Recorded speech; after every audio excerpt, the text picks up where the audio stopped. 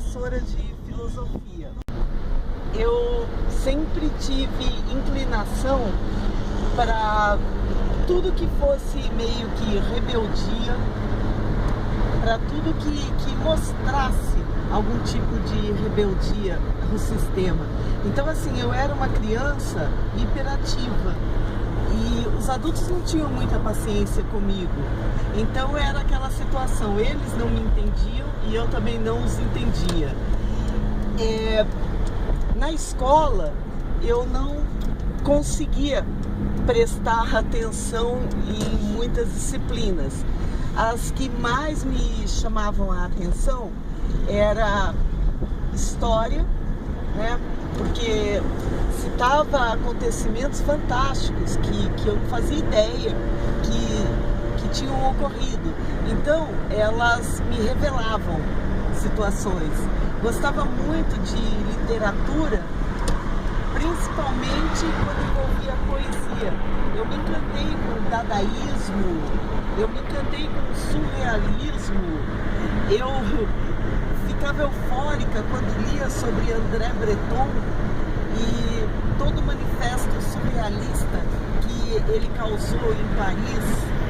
Eu gostava dos rebeldes e não foi difícil chegar na filosofia, porque a filosofia ela é praticamente regida por pessoas que se rebelaram contra o sistema.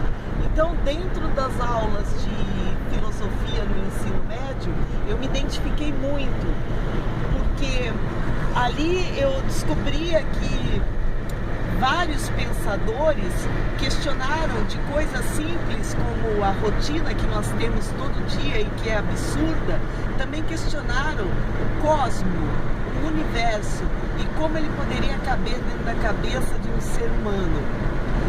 Então me encantei com a filosofia e decidi que eu deveria seguir essa vocação, e só podia ser vocação, porque eu nunca apresentei aptidões para outras áreas, né, como áreas ligadas à indústria. Eu sempre assim primei pela liberdade, inclusive pela liberdade de poder questionar algo. E a filosofia me forneceu esses elementos. E qual a diferença entre professor de filosofia e um filósofo, Célia? Bem, a diferença consiste principalmente na questão do filósofo construir um sistema de ideias argumentativo. Então, se você falar em Kant é um filósofo que apresenta um sistema moral, que apresenta um sistema ético um sistema ético todo argumentado, né? E com difícil forma de contestação. Já o professor de filosofia, ele praticamente reproduz os sistemas desses filósofos. Entretanto, nada impede que o professor de filosofia, em sala de aula, acabe até sem querer contestando ideias em Kant, ou em Schopenhauer, ou em Nietzsche. Isso não impede, porque ele tem que abrir uma discussão em sala.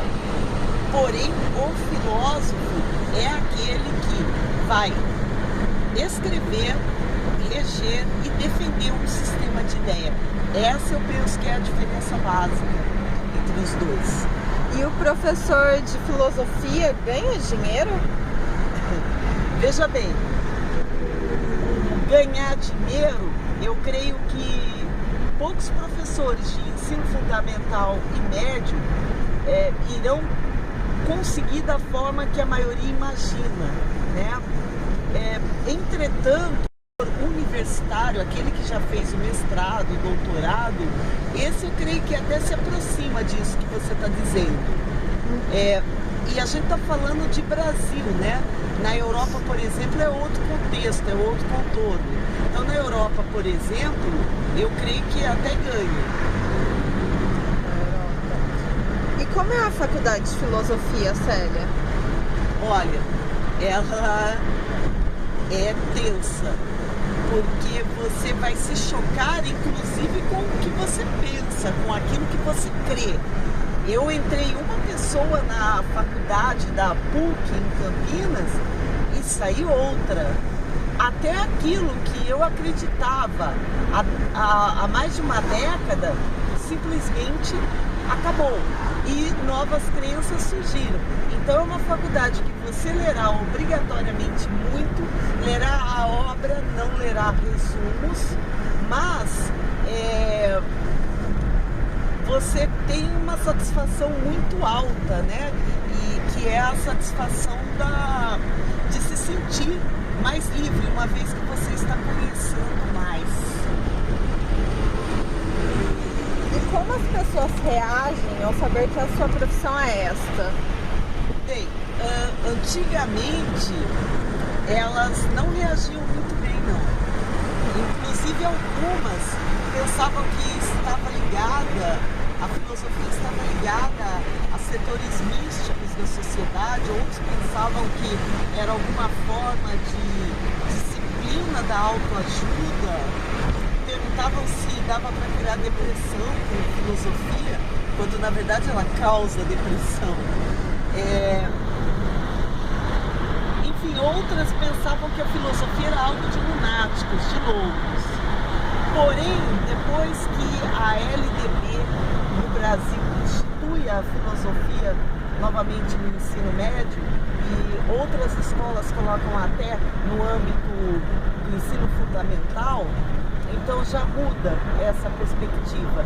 Aí as pessoas começam a respeitar mais, né, e a entender melhor o que era a filosofia, como que a filosofia até poderia ajudar no seu dia a dia através de questionamentos e de transformações, porque você acaba se transformando muito ou transformando depois que você tem contato com essa área, com esse campo do saber. Existe status nessa profissão, Célia? Eu fiquei assim admirada quando eu viajei e conheci uma garota de Hong Kong no aeroporto, porque ela, quando descobriu que eu era professora de filosofia, ela ficou assim muito eufórica, ela ficou assim feliz e me deu a impressão que ela não conseguia conversar com um professor de filosofia há tempos, pessoalmente, né, em termos de amizade. E pelo que eu pude entender do inglês dela, ela estava muito feliz, né, de estar ali tentando conversar comigo, porque a nossa conversa foi meio que complicada, tinha que ser em inglês e nós não tínhamos um bom inglês. Mesmo assim, deu para ver que, pelo menos para ela, o professor de filosofia tinha um certo status. Eu penso que existe esse status para os professores doutorados ou mestrados nas universidades e exista entre os intelectuais aqui no Brasil e também exista fora do Brasil, como eu já mencionei, né?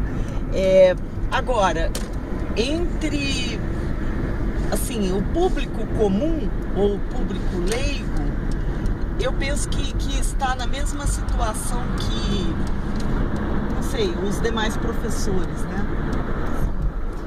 E você deseja ter outra profissão, Célia? Sim, eu sou hiperativa, então eu não consigo, nunca consegui na minha vida ficar mais do que 10 anos no mesmo lugar. Aliás, eu não chegava às vezes a ficar 1 ano no mesmo lugar, porque eu não consigo trabalhar na monotonia, nunca consegui isso. Então eu pretendo em algum momento sair do campo da educação, sim, isso já é uma meta prevista. Não porque eu não goste, mas porque eu quero conhecer outras áreas, porque eu quero me envolver com outras áreas. Uma área assim que eu tenho muita vontade de conhecer e ainda não tive chance é a psicanálise. Eu pretendo fazer a psicanálise, pretendo ser um dia uma psicanalista e, não sei, pensei, talvez eu volte com a dança. Eu fiz dança por muito tempo. Já pensei também em seguir só o caminho da dança. Então, assim, o futuro é um mar de possibilidades, né? Sim. Maria Célia, é só isso. Obrigada pela entrevista. Imagina, obrigada a você por estar aqui. E precisando, é só chamar.